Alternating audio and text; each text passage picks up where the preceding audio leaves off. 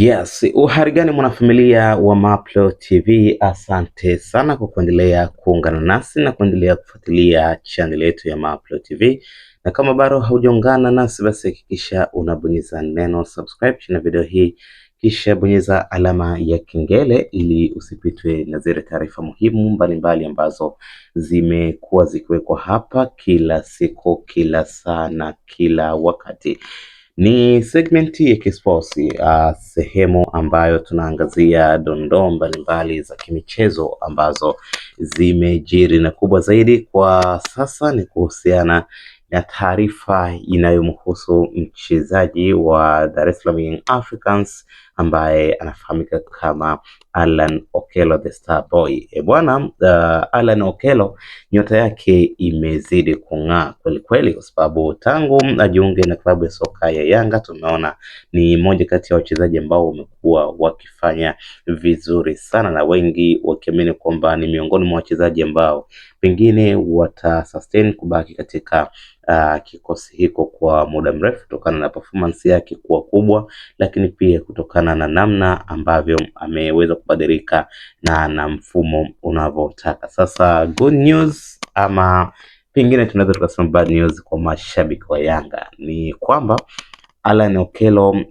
dili lake liko mezani. Tayari Young Africans wameweza kupokea dili nono, na hii sidhani kama viongozi wa Yanga watakubali wambakize, kwa sababu ni pesa nyingi sana ambazo zimewekwa mezani kwa ajili ya kuhitaji saini ya mchezaji huyo ambaye amedumu kwa muda wa msimu mmoja tu na tangu asajiliwe na klabu hiyo ya soka ya Yanga. Sasa unaambiwa viongozi wa klabu ya Fenerbahce ya kule nchini Turuki wameweza kuwasilisha ofa nono ya takribani dola za Kimarekani milioni 2.8 ambazo ni sawasawa na shilingi za Kitanzania bilioni 7 kuhitaji saini ya mchezaji Allan Okello kwa ajili ya kuitumikia klabu hiyo ya Fenerbahce ili aweze kuisaidia timu hiyo katika michuano mbalimbali. Kumbuka Fenerbahce ni moja kati ya timu ambazo zinapatikana kule barani Ulaya na ni miongoni mwa timu ambazo mara kadhaa zimekuwa zikishiriki katika ligi za UEFA na Europa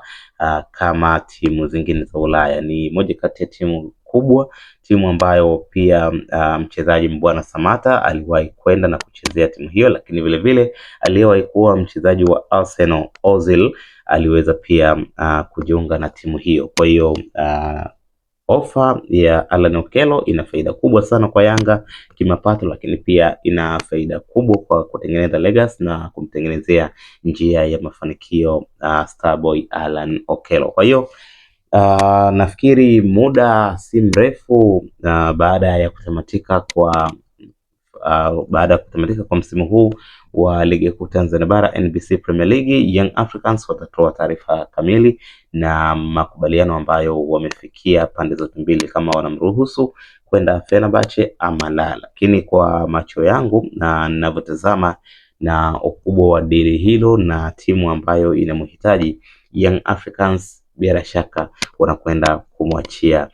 kijana huyo kwenda kujiunga na klabu hiyo ya Fenerbahce ya kule nchini Uturuki kwa dola za Marekani milioni 2.8 ambazo ni sawa na bilioni 7 za Kitanzania. Wewe una maoni gani katika hili? Tuandikie maoni yako kwenye comment section, na kukumbusha kubonyeza neno subscribe kisha bonyeza alama ya kengele ili usipitwe na taarifa muhimu mbalimbali ambazo tunaziweka hapa kila wakati. Asante na kwaheri.